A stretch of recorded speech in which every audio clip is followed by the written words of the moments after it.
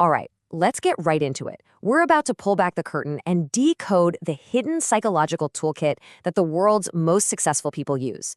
We're talking about the strange, the seemingly irrational methods that are really driving the global economy, right behind that wall of spreadsheets and data. Modern business education, what they teach you in school, it's all built on this one simple idea. We're told a story. Gather the data, build your model, hedge your risks, and profit will just happen. But as we're about to find out, that's a beautiful lie. The world of big money, it just doesn't run on spreadsheets. I mean, just think about that for a second. It's a simple question, right? But it completely shatters the foundation of everything we're told about success. If it were all just pure math, the boardrooms of every major company would be filled with professors, not these mavericks. The truth is, the real game only begins where the numbers end. And this image, it just illustrates the uncertainty paradox perfectly. We're all trained to analyze the structure. You see the building, but the real fortunes, the real power moves, are made in that gaping hole, that zone of absolute uncertainty, where data is useless and logic just completely breaks down. A really disturbing pattern starts to emerge when you look at the people at the very top of the food chain. Early in a career, sure, people rely on logic, but the higher they climb, the more zeros get added to the contracts, the more they're forced to operate in that zone of total uncertainty. And that's when you start finding these strange artifacts in their offices, amulets, totems, even astrological charts. So, and this is the crucial point, we're not talking about casting spells here. We're talking about business alchemy. Think of it as a tool, a new lens to decode these hidden psychological technologies. It's really an anthropological deep dive into how the world's most rational people use seemingly irrational tools to get a serious competitive edge.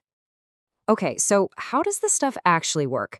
Let's get into our first section here and really break down the science behind the so-called magic. You're going to see how these methods that look totally irrational are actually incredibly sophisticated psychological hacks, and they're designed to solve a very real, very high-stakes problem. And that problem is called decision fatigue. See, our willpower is a finite resource. Think of it like your phone battery. Every tiny choice you make, what to wear, what to eat for lunch, it burns the exact same mental fuel that you need to make multi-million-dollar decisions. For a leader, this is a massive vulnerability. And this slide shows you exactly how some of the most effective leaders on the planet solved for this. I mean, think about it. This wasn't a fashion statement. No way. This was a ritual of energy conservation. They created what you could call a uniform for the brain, just to eliminate all those trivial choices and save every last ounce of mental firepower for what actually mattered.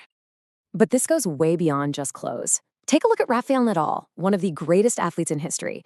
His ritual with his water bottles, it's famous. He aligns them perfectly, labels facing the exact same direction.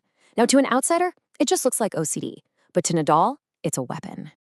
And he explained it himself. He said the ritual isn't about superstition. It's a psychological anchor.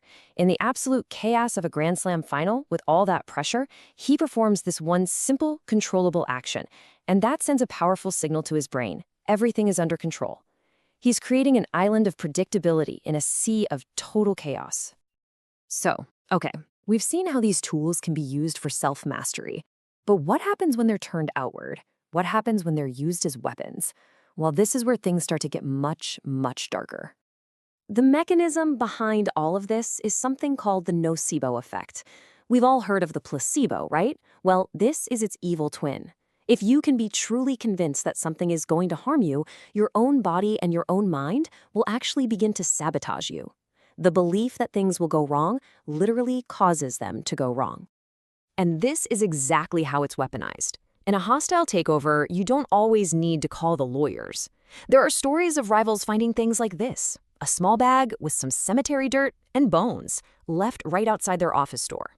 Look, it's not the actual magic that breaks a competitor. It's the fear of the irrational. It's a psychological black op designed to shatter an opponent's will to fight from the inside out. So the crucial point here isn't to teach you how to go out and attack people. Absolutely not. It's about learning how to defend yourself. Because when you can recognize that someone is trying to trigger this kind of mystical fear in you, you can disarm it.